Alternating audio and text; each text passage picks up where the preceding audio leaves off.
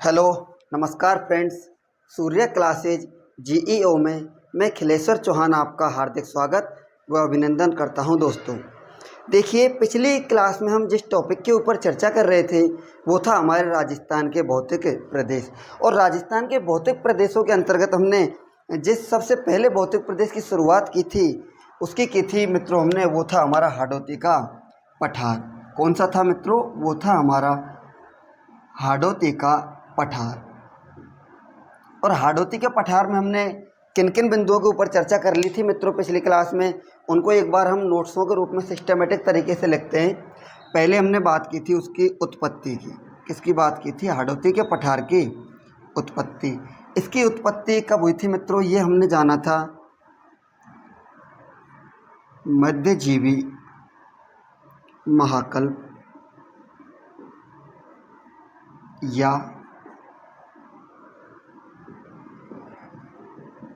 Mesozoic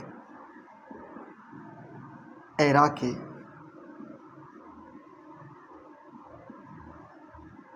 Cretaceous काल में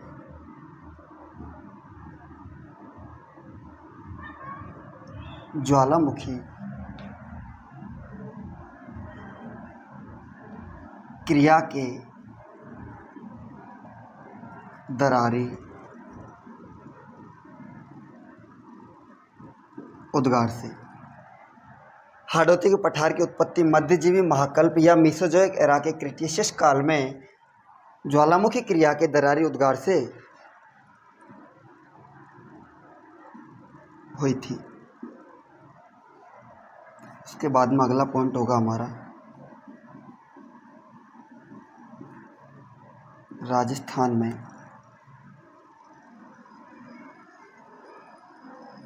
ज्वालामुखी क्रिया से निर्मित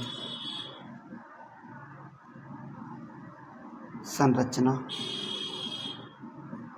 कोमा ज्वालामुखी क्रिया से निर्मित संरचना एवं लावा से निर्मित संरचना या क्रिटेशियस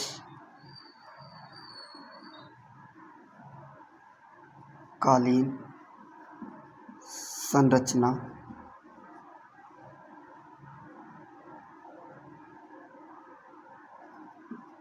है। तो वो है हमारा क्या? हाड़ौती का पठार। इसके बाद में देखिए मित्रों, इसके बाद में हमने बात की थी कालखंड की। किसकी बात की थी? कालखंड की। कालखंड में हमने देखा था दोस्तों, ये यहाँ से लिख लिया होगा आपने, ऊपर लिखता हूँ।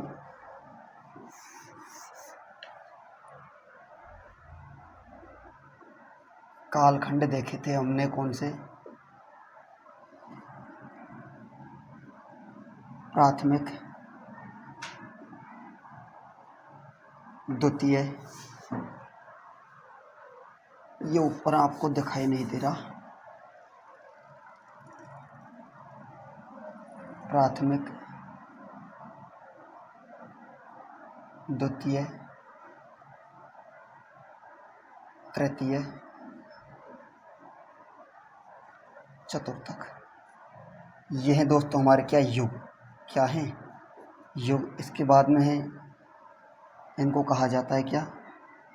प्राथमिक, द्वितीयक और तृतीयक। महाकल्प की बात करते हैं तो महाकल्प में कहा जाता है इसको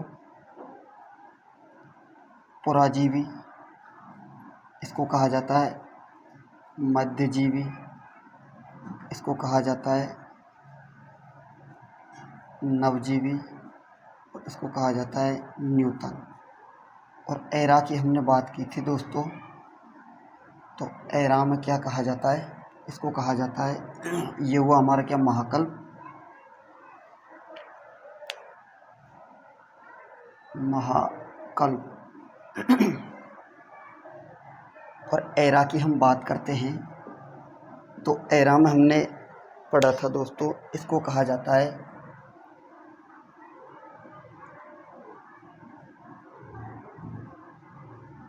पैलियोजोइक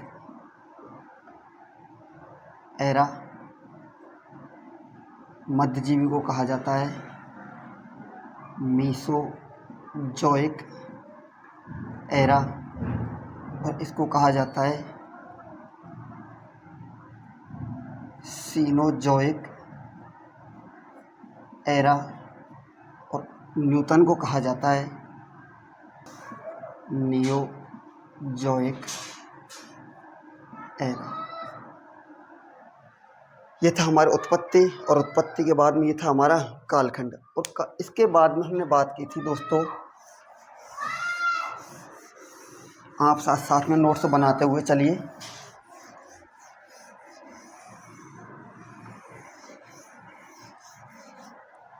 इसके बाद में हमने बात की थी वो था क्या, इसका विस्तार, हाड़ौती के पठार का विस्तार। विस्तार में हमने देखा था दोस्तों, इसका विस्तार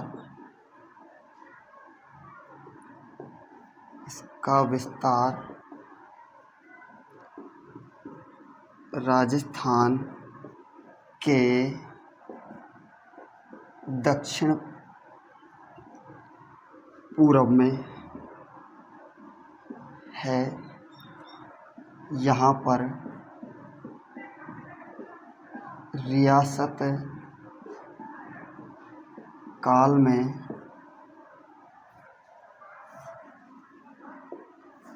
हाड़ा राजवंश का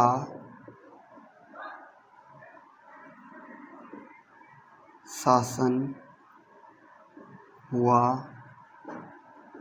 करता था, इसलिए इस क्षेत्र को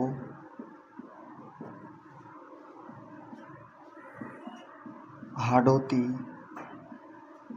के पठार के नाम से जाना जाता है। इसके अंतर्गत इसका विस्तार राजस्थान के 4 जिले कोटा, बूंदी, बारा, झालावाड़ में है।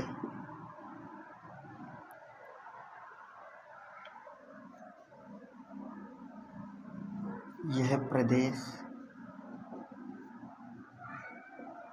क्षेत्रफल की दृष्टि से राजस्थान का सबसे छोटा भौतिक प्रदेश है। यह प्रदेश जनघनत्व की दृष्टि से राजस्थान का दूसरा सबसे बड़ा भौतिक प्रदेश है। ठीक है दोस्तों, तो यहाँ तक हमने कल अपनी क्लास में बात की थी और उसको हमने आज एक सिस्टमेटिक तरीके से नोट्सों के रूप में लिखा। एक बार आप इसको नोट करो। और इसके बाद में हमने देखा था कि इसके अंतर्गत जो चट्टानें हैं किस प्रकार की पाई जाती हैं, उनको भी नोट करेंगे एक बार। स्क्रीनशॉट ले लो, आराम आराम से लिखते रहो। ये लिख लिया होगा आपने, ये साफ़ कर देता हूँ ऊपर से, यहाँ लिखते हैं। इसके बाद में हमने बात की थी चट्टान के बारे में।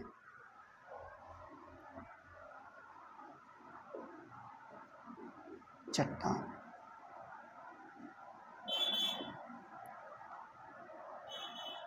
हाडोती के पठार में, एक मिनट दोस्तों, हाडोती के पठार का निर्माण ज्वालामुखी क्रिया के दरारे उद्गार से हुआ है। इस कारण यहाँ पर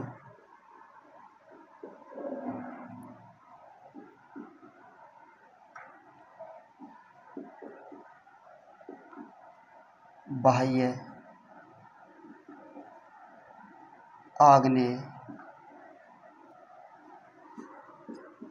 चट्टानें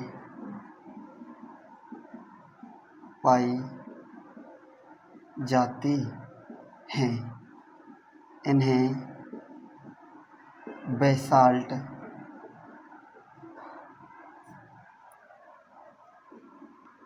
चट्टानें भी कहा जाता है। ये लिख लिया होगा आपने, इसको नोट्स कर लिया, ये साफ कर देता हूँ। इसके बाद में बेसाल्ट चट्टानें भी कहा जाता है। बेसाल्ट इन चट्टानों में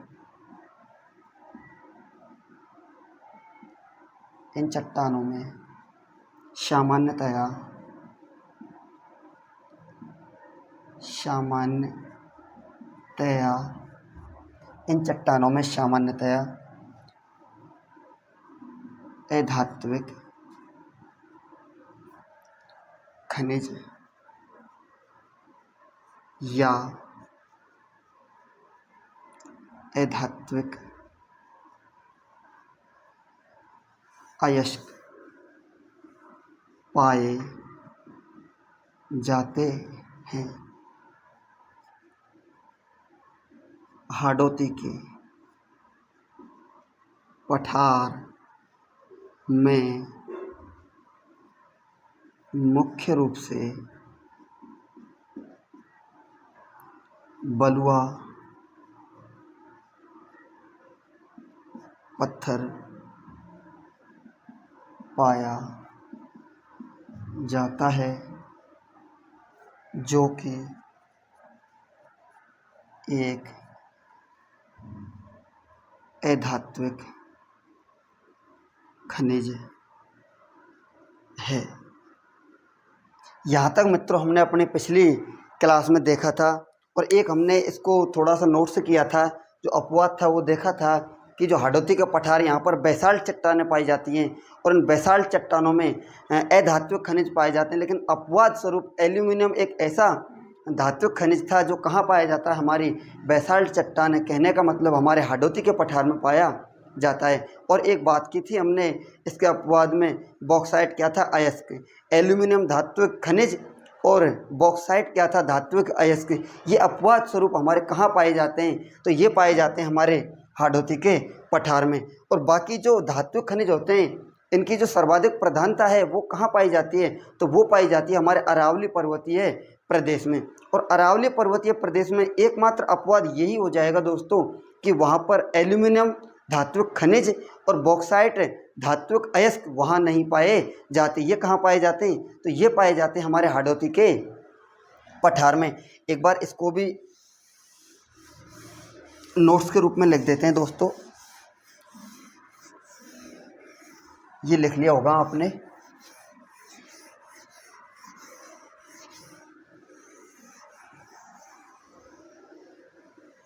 अगर किसी ने नोट नहीं किया तो वीडियो को पॉज करके आराम से लिख लेना। एक था अपना बाह्य आग्नेय, एक था, इधर आप चार्ट बना लो, आंतरिक आग्नेय चट्टान,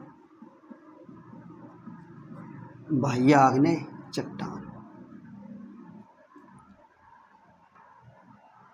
इनको क्या कहा जाता है? बेसाल्ट। क्या कहा जाता है? बेसाल्ट चट्टान। कौन सी चट्टान?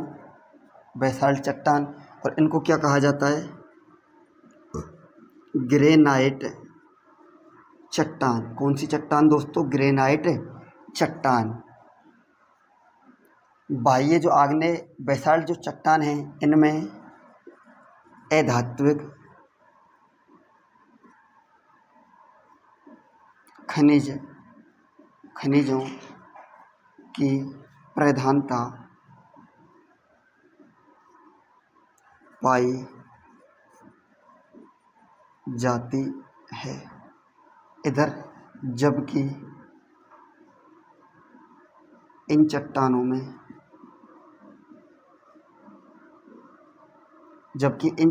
में धात्विक खनिजों की प्रधानता पाई जाती है। इसमें अपवाद में देखा था, इसमें एकमात्र एल्यूमिनियम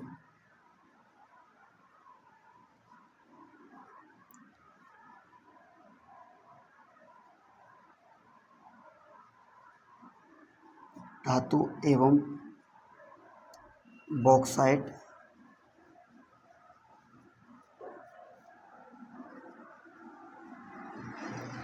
धात्विक अयस्क पाया जाता है। इधर जबकि इनमें नहीं पाया जाता है। देखिए दोस्तों, यहाँ तक हमने अपनी पिछली क्लास में बात कर चुके थे। पिछली क्लास में हमने यहाँ तक देखा था दोस्तों कि हमारे हाड़ौती का जो पठार था, इसकी उत्पत्ति के बारे में देखा था, इसके विस्तार के बारे में देखा था और इसकी चट्टानों के बारे में देखा था। अब मित्रों, यहाँ से आगे हम बात करते हैं कि जो हमारा हाड़ौती का पठार है, इसके अंतर्गत कौन सी मृदा पाई जाती है और उस मृदा की क्या विशेषताएं, इनके बारे में देखते हैं दोस्तों। ये आप नोट्स बनाते चलिए साथ साथ में, बाकी अंत में मैं आपको बोर्ड पर सारा कुछ नोट कर दूंगा, जो भी पढ़ते चलते हैं दोस्तों। अब देखिए, अब हम बात करते हैं जो हमारा हाड़ौती का पठार है, यहाँ पर जो मृदा है, क्या दोस्तों, अब हम बात करते हैं किसकी? मृदा की। हाड़ौती का जो पठार है, इसमें मृदा किस प्रकार की पाई जाती है? देखिए, जो हमारा हाड़ौती का पठार है, इसका निर्माण ज्वालामुखी क्रिया के दरारी उद्गार से माना जाता है। और जब ज्वालामुखी क्रिया के दरारी उद्गार से इसका निर्माण होगा, तो यहाँ पर किसका जमाव पाया जाएगा? यहाँ पर पाया जाएगा लावा का जमाव। किसका? लावा का जमाव पाया जाता है। और जब लावा का जमाव पाया जाता है यहाँ पर हमारे हाड़ौती के पठार में, तो इसका जब लावा का विखंडन होता है दोस्तों, लावा का जब विखंडन होता है, तो विखंडन से एक मृदा का निर्माण होता है, जिसे कहा जाता है काली मृदा। काली मृदा बोले तो वर्टिसॉल्स मृदा। किस प्रकार की जो मृदा है जिसका निर्माण होता है? ज्वालामुख क्रिया के दरारी उद्गार से इसका निर्माण होने के कारण यहाँ लावा का क्या पाया जाता है? जमाव पाया जाता है। और लावा के जमाव के कारण जो इसका जब विखंडन होता है, धीरे धीरे चल के जल से, हवा से, वायु से, जैसे भी इसका विखंडन होता है, तो हमारी कौन सी मृदा का निर्माण होता है? तो वो मृदा है दोस्तों हमारी कौन सी? काली मृदा। और काली मृदा को क्या कहा जाता है? वर्टिसॉल मृदा। और ये जो काली मृदा है, इसमें क्या क्या होता है दोस्तों? जो नमी होती है, नमी धारण करने की क्षमता जो होती है, वो क्या पाई जाती है, बहुत अधिक पाई जाती है। नमी धारण करने की क्षमता अधिक पाई जाती है। इसी कारण यहाँ पर जिस खेती का विकास हुआ है वो है हमारी कपास की खेती। यहाँ पर कौन सी खेती की जाती है सर्वाधिक, कपास की खेती। कपास का जो उत्पादन है वो किस मृदा में होता है, तो कपास का जो उत्पादन होता है दोस्तों वो होता है हमारी काली मृदा के अंतर्गत। इसी कारण जो ये काली मृदा है इसको कौन सी मृदा कहा जाता है, इसको कहा जाता है कपाशीय मृदा। कौन सी मृदा कहा जाता है, कपाशीय मृदा। देखिए हाड़ौती के पठार का निर्माण ज्वालामुखी क्रिया के दरारी उद्गार से हुआ था, और जब दरारी उद्गार से हुआ था तो यहाँ पर किसका जमाव पाया जाता है, तो यहाँ जमाव पाया जाता है लावा का जमाव। और लावा का जमाव होने के कारण यहाँ जब इसका विखंडन होता है, क्या होता है दोस्तों, विखंडन जब इसका होता है तो विखंडन के फलस्वरूप जिस मृदा का निर्माण होता है वो कौन सी मृदा है, तो वो है हमारी काली मृदा। और काली मृदा की जो विशेषता है सबसे महत्वपूर्ण वो ये है कि इसमें जो नमी धारण करने की क्षमता है वो बहुत अधिक मात्रा में पाई जाती है। और जब इसमें नमी धारण करने की क्षमता अधिक मात्रा में पाई जाएगी तो मित्रों यहाँ पर जिस खेती का जो विकास होगा वो कौन सी होगी, कपास की खेती। क्योंकि जो कपास है इसके लिए बहुत अधिक मात्रा में किसकी आवश्यकता होती है, जल की आवश्यकता। कपास की खेती में सबसे ज़्यादा जो किसकी आवश्यकता होती है, तो जल की आवश्यकता होती है। और जो जल है उसको सर्वाधिक धारण करने की क्षमता कौन सी मृदा में पाई जाती है, तो वो पाई जाती है हमारी काली मृदा में। इसी कारण ये जो मृदा है इसको कौन सी मृदा कहा जाता है, इसको कहा जाता है काली कपासीय मृदा। कौन सी मृदा, काली कपासीय मृदा।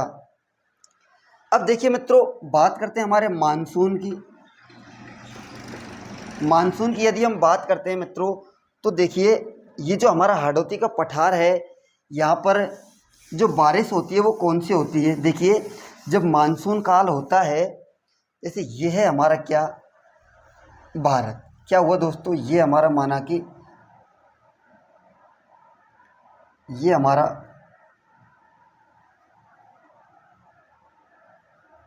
यह है हमारा क्या, भारत। अब देखिए हमारे जो भारत में जो हमारा राजस्थान की स्थिति है वो कहाँ पर है, यह है हमारा कौन सा, राजस्थान। क्या है, राजस्थान। और राजस्थान में देखिए दोस्तों जब मानसून की यदि हम बात करते हैं तो मानसून दक्षिण पश्चिम जो मानसून की धारा होती है, हमारा जो ग्रीष्म काल में जो मानसून आता है वो कौन सा आता है, दक्षिण और पश्चिमी मानसून। और इसको दक्षिणी पश्चिमी मानसून क्यों कहते हैं, देखिए यह है यहाँ पर भूमध्य रेखा, इधर पड़ता है हमारा बंगाल की खाड़ी। कौन सी, बंगाल की खाड़ी। और इधर जो सागर पड़ता है उसका नाम है अरब सागर। कौन सा, अरब सागर। अब देखिए दोस्तों यहाँ से जैसे ही ये क्या है, हिंद महासागर। यहाँ क्या है, हिंद महासागर।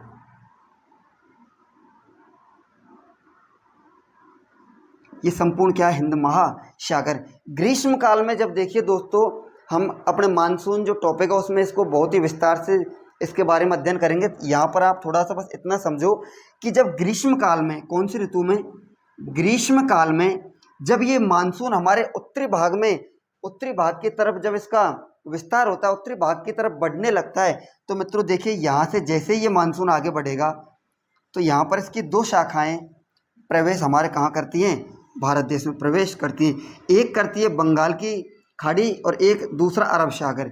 ये जो अरब सागर, ये जो मानसून की शाखा है दक्षिण पश्चिम मानसून की, यहाँ से जब ये दक्षिण पश्चिम मानसून हमारे अरब सागर से होकर गुजरता है तो उसे कौन सी शाखा कहा जाता है, अरब सागरीय शाखा। और जब बंगाल की खाड़ी से होते हुए गुजरता है तो इसे कौन सी शाखा कहा जाता है, तो इसे कहा जाता है बंगाल खाड़ी शाखा। देखिए ये है हमारा कौन सा, दक्षिण पश्चिम मानसून, दक्षिण पश्चिम मानसून। और दक्षिण पश्चिम मानसून की हम दो शाखाएं पढ़ते हैं, एक पढ़ते हैं अरब सागरीय शाखा और दूसरी जो हम पढ़ते हैं वो पढ़ते हैं मित्रों बंगाल की खाड़ी शाखा। अब देखिए दोस्तों यहाँ पर जैसे हमारा ये क्या है, राजस्थान, ये क्या है हमारा राजस्थान। और राजस्थान में यहाँ पर एक क्या है, अरावली पर्वतमाला। ये कौन सी पर्वतमाला है, यह है अरावली पर्वतमाला।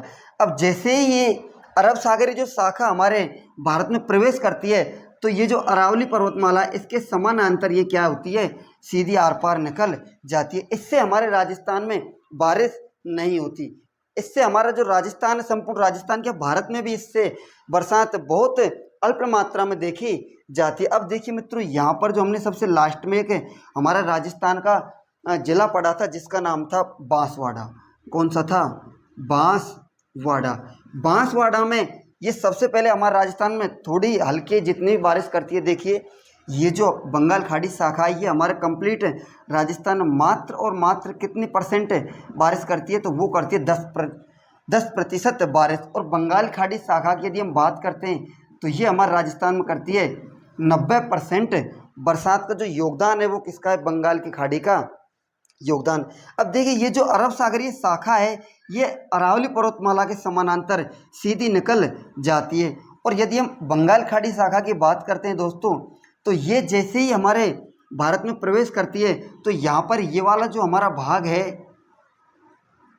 इससे ये टकराती है। इसको हम पूर्वी भारत बोलते हैं। यहाँ पर ये असम राज्य पड़ता है। कौन सा? असम राज्य। असम में छोटी छोटी पहाड़ियाँ हैं जिनको कहा जाता है गारो, खासी, जैंतिया, मेकेर, रेंगमा। ऐसी छोटी छोटी पहाड़ियाँ हैं जिनसे क्या करता है हमारा ये जो बंगाल खाड़ी की जो शाखा है मानसून की, यहाँ इससे क्या करती है? टकराती है। क्या करती है? इससे जैसे ही टकराती है तो इसकी दिशा क्या हो जाती है? इसकी दिशा पूर्व से कौन सी हो जाती है? पश्चिम हो जाती है। जैसे इसकी दिशा पूर्व से पश्चिम होगी मित्रों तो ये अब हमारे अरावली पर्वतमाला है इससे क्या होगी? टकरा जाएगी। अब ये जब हमारे अरावली पर्वतमाला से टकराती है तो हमारे राजस्थान में भरपूर मात्रा में क्या करती है? बारिश करती है। और इन्हीं को हमारे राजस्थान में एक नाम दिया जाता है जिन्हें कहा जाता है पुरवैया। क्या कहा जाता है? पुरवैया। और इनको पुरवैया क्यों कहा जाता है? क्योंकि देखिए ये दिशा कौन सी हुई? पूर्व। और ये वाली जो दिशा है ये कौन सी है? हमारी पश्चिम। पूर्व से पश्चिम दिशा में प्रवाहित होने के कारण ये जो मानसून की शाखा है इसे क्या कहा जाता है दोस्तों? तो इसे कहा जाता है पुरवैया। क्या कहा जाता है? पुरवैया।